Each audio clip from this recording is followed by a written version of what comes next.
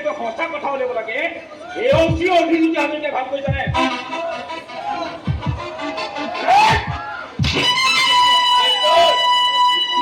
কি কৰিব ওলাইছে আপুনি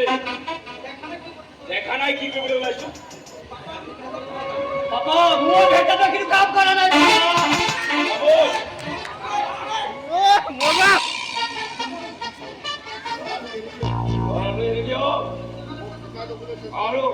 আৰু মোক জোকাই ল'বলৈ চেষ্টা নকৰিব আপুনি কোন হয় আপুনি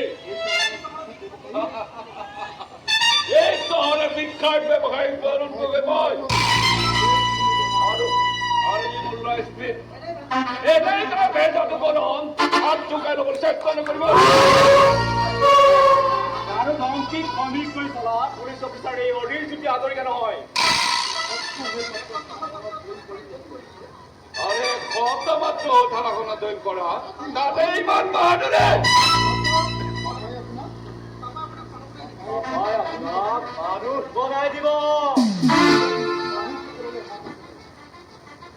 আৰে ইন্সপেক্টৰ বহুত উপৰলে হাত আছে মোৰ ইচ্ছা কৰিলে মই আপোনাক উলংঘ কৰি দিব পাৰো হাতীৰ আপোনাৰ এছপি ডিএছপি সৈতে থাকিব পাৰে হাতী আপোনাৰ সেই টেক পিটি কৰাৰ মুখামিনা ভৰ্ত লোকসকলৰ সৈতে থাকিব পাৰে এইটো বৰ ডিউটি অপমান কৰিছে মানুহজন সম্পৰ্কত কি হয় আপোনাৰ জ্ঞান নাই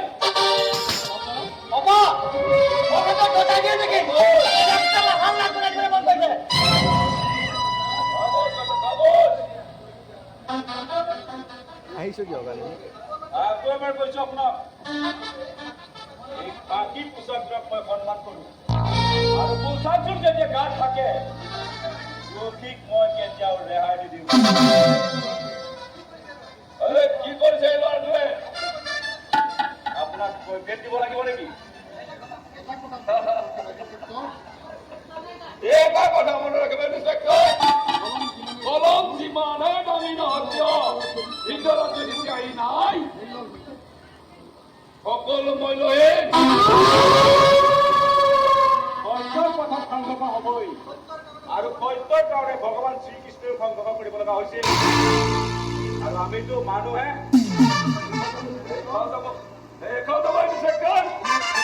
সময় সকলো দেখা যাব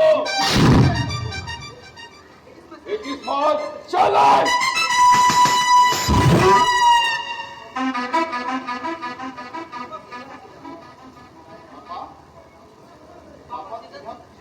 বাবা সিধা সিধা বেকা কিন্তু বৰ বেকা তই চিন্তা নকৰিবি দৰকাৰ হলে টানাই চলাই দে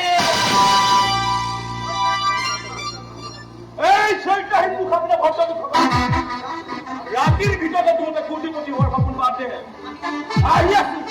ইন্সপেক্টৰ অভিজিত হাজৰিকাই এফালৰ পৰা ঘৰৰ দুটা হালত কনফিডেণ্ট এই খাকী পোচাকৰ লগত চেলেঞ্জ কৰি কোনেও খাই যাব নোৱাৰে জেলৰ পৰা ৰন্দাগিৰি